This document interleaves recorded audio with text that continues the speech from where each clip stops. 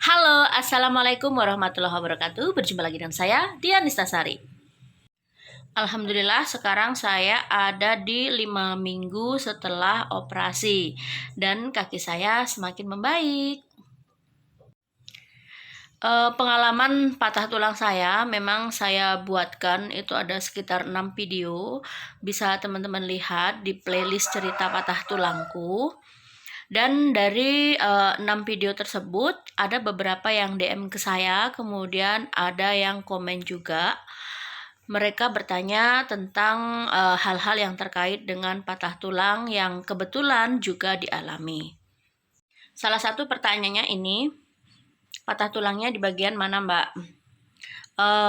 Waktu itu saya patah tulang di bagian tibia fibula. Jadi tulang kaki kita itu ada dua, betis dan tulang kering ya. Yang satunya kecil, satunya gede. Nah, dua-duanya itu patahnya itu di bagian bawah, di dekat ankle, agak sedikit di atas ankle.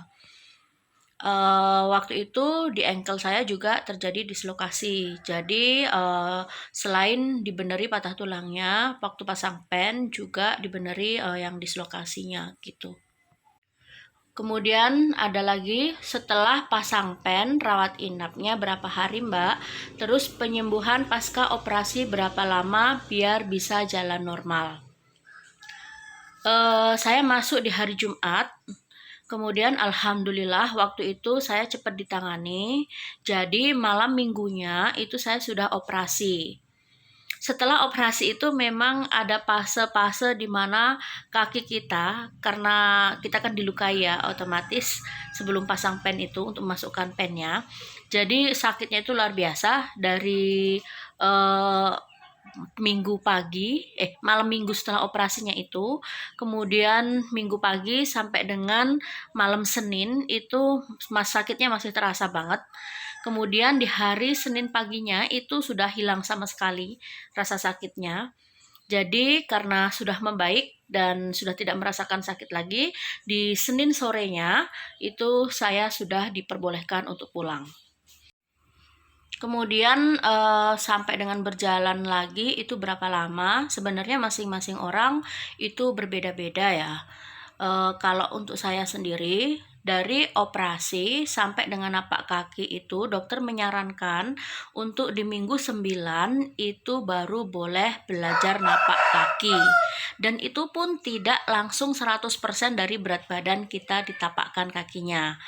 Jadi hanya boleh 20% dari berat badan karena badan saya kemarin ketika dihitung IMT-nya itu termasuk ke dalam obesitas.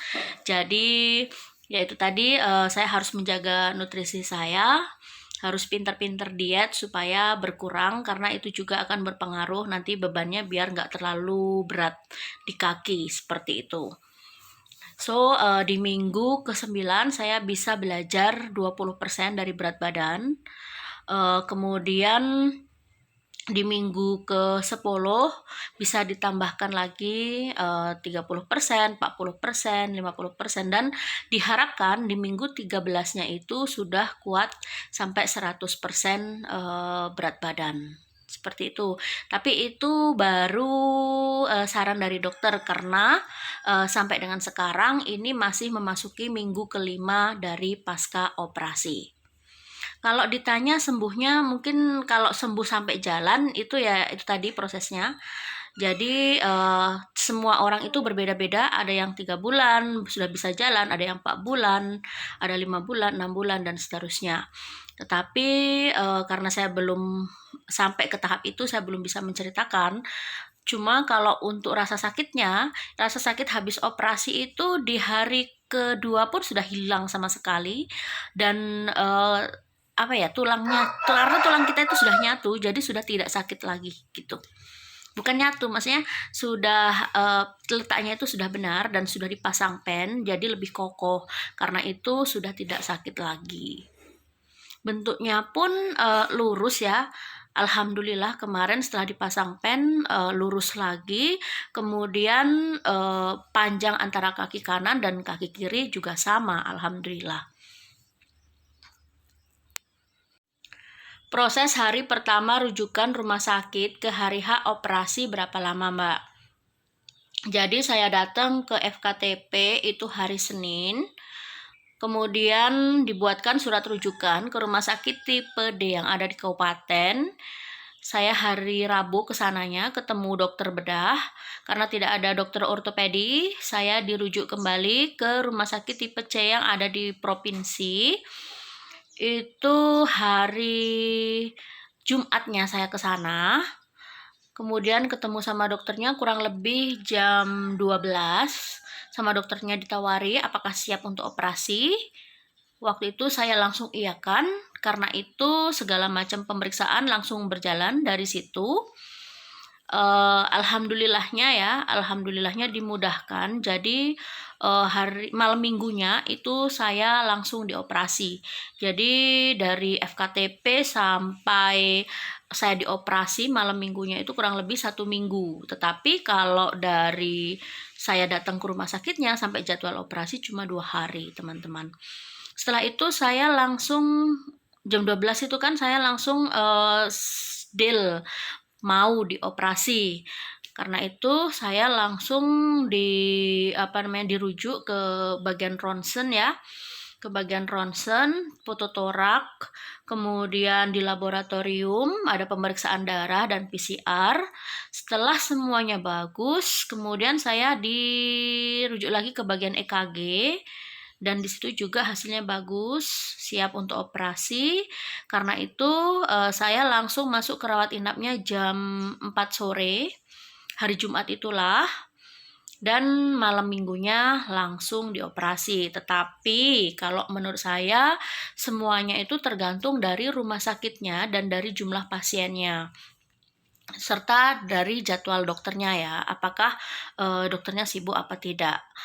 Karena waktu saya pernah menemani suami saya, waktu itu ada kasus penyempitan uretra juga, uretra saluran kencing. Itu dari pertama kali saya datang ke rumah sakit tipe C sampai dengan dioperasi itu kurang lebih 2 minggu. Karena memerlukan pemeriksaan yang tidak ada di rumah sakit itu. Jadi harus dirujuk ke rumah sakit yang lebih lengkap, kemudian dikembalikan ke rumah sakit tersebut. Jadi agak lama sih prosesnya.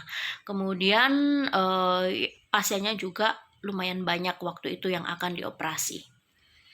Jadi mungkin ada teman-teman yang mengalami mungkin 1 bulan baru dioperasi, atau mungkin langsung dioperasi, atau ada yang 1 minggu. Semuanya tergantung dari rumah sakitnya, dokternya, dan jumlah pasiennya mungkin teman-teman. Jadi tidak sama ya teman-teman.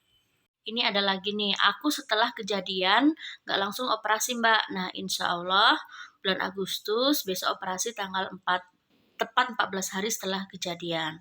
Amin, saya doakan semoga operasinya berjalan lancar ya, dan langsung bisa jalan lagi.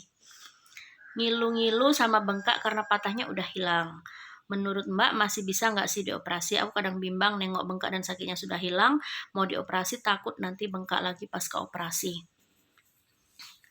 Sebenarnya yang menentukan apakah masih bisa dioperasi atau tidak itu adalah dokter spesialis atau dokter ortopedi di mana kita berobat ya teman-teman. Tetapi berdasarkan pengalaman saya waktu itu jatuhnya itu sudah kurang lebih 5 minggu baru dioperasi.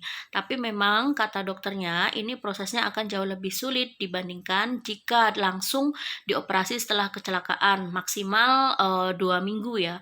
2 minggu setelah kecelakaan itu sudah dioperasi. Itu akan lebih memudahkan pekerjaan dokter.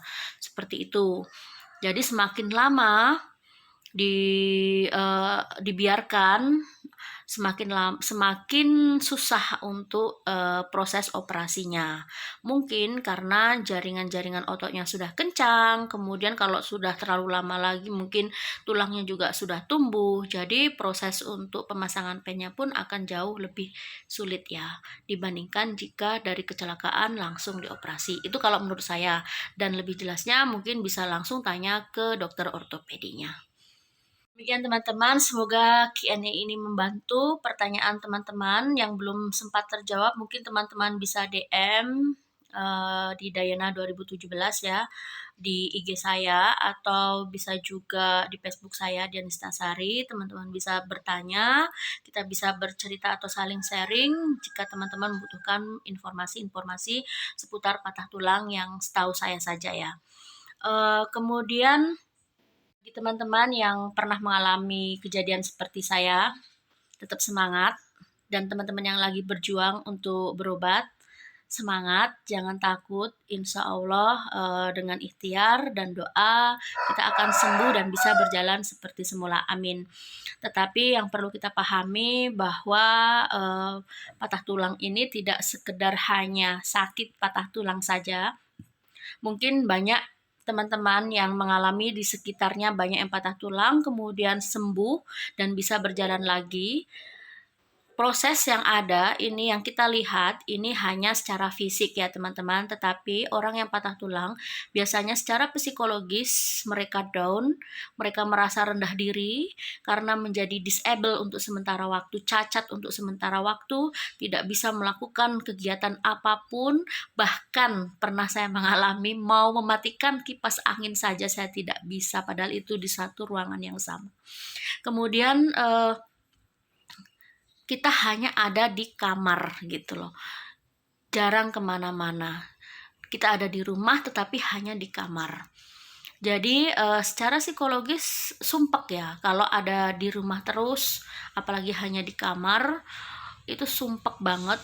Jadi kadang kita up and down, sering marah-marah lah, kemudian sering merasa sedih lah, sering merasa rendah diri lah.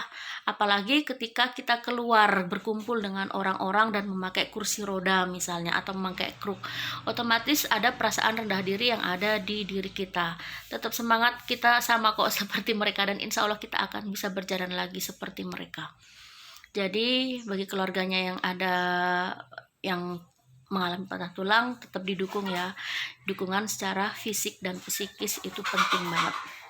Oke, selamat berjuang. Terima kasih. Wassalamualaikum warahmatullahi wabarakatuh. Bye-bye.